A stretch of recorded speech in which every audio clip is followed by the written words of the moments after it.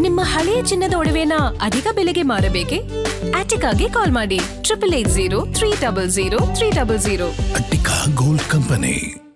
ಕರ್ನಾಟಕ ಆರ್ಯವೈಶ್ಯ ಮಹಾಸಭಾ ವತಿಯಿಂದ ಡಿಸೆಂಬರ್ 25, 26, 27ರಂದು ಬೆಂಗಳೂರಿನ ಅರಮನೆ ಮೈದಾನದಲ್ಲಿ ಗ್ಲೋಬಲ್ ಆಕ್ಸಿಲೇಟರ್ ವಿಷನ್ ಸಮಿಟ್ ಹಮ್ಮಿಕೊಳ್ಳಲಾಗಿದ್ದು, ಇದರ ಪ್ರಚಾರ ಅಭಿಯಾನಕ್ಕೆ ಸಿಎಂ ಡಿಕೆ ಶಿವಕುಮಾರ್ ಚಾಲನೆ ನೀಡಿದರು. ಬೆಂಗಳೂರಿನ ಫ್ರೀಡಂ ಪಾರ್ಕ್ನಲ್ಲಿ ನಡೆದ ಕಾರ್ಯಕ್ರಮದಲ್ಲಿ ಪಾಲ್ಗೊಂಡು ಮಾತನಾಡಿದ ಸಿಎಂ ಡಿಕೆ ಶಿವಕುಮಾರ್, ನೀವು ಉದ್ಯೋಗ ಸೃಷ್ಟಿಸುವ ಜನ, ನಮ್ಮ ಸರ್ಕಾರ, ನಮ್ಮ ಪಕ್ಷ ನಿಮ್ಮ ಜೊತೆ ಇರುತ್ತದೆ. ನಿಮಗೆ ವ್ಯಾಪಾರ ಮಾಡಲು ಗೊತ್ತು, ಹೋರಾಟ ಮಾಡಲು ಗೊತ್ತು. ನಿಮ್ಮ ಮನವಿ ನಾನು ಈಡೇರಿಸುತ್ತೇನೆ. ನೀವು ನನ್ನ ಜೊತೆಗೆ ಇರಬೇಕು. 2028ಕ್ಕೆ ನಮ್ಮನ್ನ ಅಧಿಕಾರಕ್ಕೆ ತರಬೇಕು ಎಂದರು.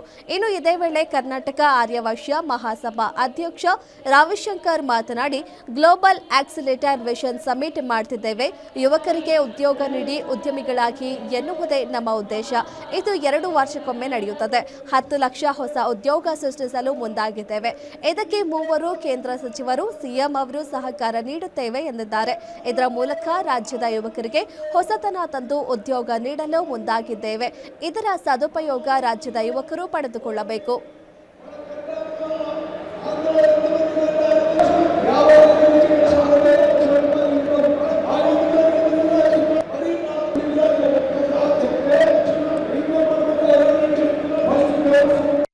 ಕೆ ಶಿವಕುಮಾರ್ ಅವರಿಗೆ ಪ್ರೀತಿಯ ಸ್ವಾಗತವನ್ನ ಕೊಡ್ತಾ ಇದ್ದೀವಿ. ಅದೇ ರೀತಿಯಾಗಿ ನಮ್ಮ ಹೆಮ್ಮೆಯ ಮಾನ್ಯ ಶಾಸಕರು ಸನ್ಮಾನ್ಯ ಶ್ರೀ ದಿನೇಶ್ ಗುಂಡೂರಾವ್ ಅವರಿಗೆ ಕಾರ್ಯಕ್ರಮಕ್ಕೆ ಪ್ರೀತಿಯ ಸ್ವಾಗತವನ್ನ ಕೊಡ್ತಾ ಇದ್ದೀವಿ. ಅದೇ ರೀತಿಯಾಗಿ ದೀಪವನ್ನ ಮಧ್ಯಭಾಗಕ್ಕೆ ಇಡಬೇಕಾಗಿ ವಿನಂತಿಸ್ತಾ ಇದ್ದೀವಿ.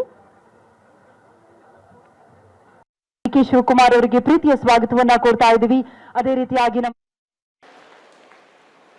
ಭಾಷಣ ಮಾಡ್ಬೇಕಾದ್ರೆ ಯಾರೋ ಮಾತಾಡ್ಬೇಕಾದ್ರೆ ಹೇಳ್ತಾ ಇದ್ರು, ನಮ್ದೊಂದು ಚಿಕ್ಕ ಸಮುದಾಯ ಅಂತೇಳಿ. ಆ ಒಂದು ಭಾವನೆ ನಿಮ್ಮಲ್ಲಿ ಬರಬಾರದು. ನಿಮ್ಮ ಚಿಕ್ಕ ಸಮುದಾಯ ಆದ್ರೂ ಕೂಡ ನೀವು ಉದ್ಯೋಗಿಗಳಲ್ಲ, ಉದ್ಯೋಗವನ್ನ ಸೃಷ್ಟಿ ಮಾಡುವಂತ ಜನ,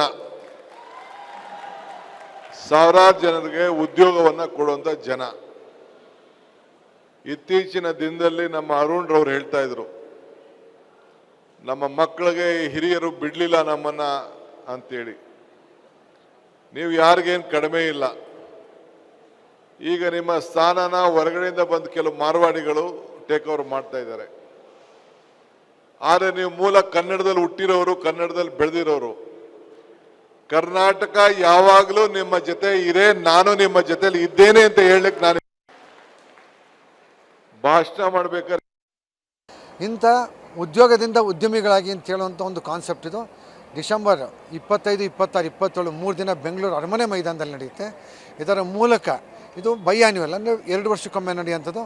ಮುಂದಿನ 5 ಎಡಿಷನ್ಸ್ ಒಳಗಾಗಿ ನಾವು 1 ಲಕ್ಷ ನವೋದ್ಯಮಗಳನ್ನ ಪ್ರಾರಂಭ ಮಾಡಬೇಕು, ಒಂದು 10 ಲಕ್ಷ ಹೊಸ ಉದ್ಯೋಗಗಳನ್ನು ಸೃಷ್ಟಿ ಮಾಡಬೇಕು ಅಂತೇಳಿ ಒಂದು ದೊಡ್ಡ ಪ್ರಯತ್ನ ಮಾಡಿದ್ದೀವಿ. ಈ ಪ್ರಯತ್ನಕ್ಕೆ ಈಗಾಗಲೇ ಕೇಂದ್ರ ಸರ್ಕಾರದ 3 ಸಚಿವರು ತಮ್ಮ ಸಹಕಾರನ ಘೋಷಣೆ ಮಾಡಿದ್ದಾರೆ. ಇವತ್ತಷ್ಟೇ ಮಾನ್ಯ ಮುಖ್ಯಮಂತ್ರಿಗಳು ಸರ್ಕಾರದ ಪೂರ್ಣ ಸಹಕಾರನೂ ಕೂಡ ಕೊಡ್ತೀವಿ ಅಂತ ಹೇಳಿದ್ದೇನೆ.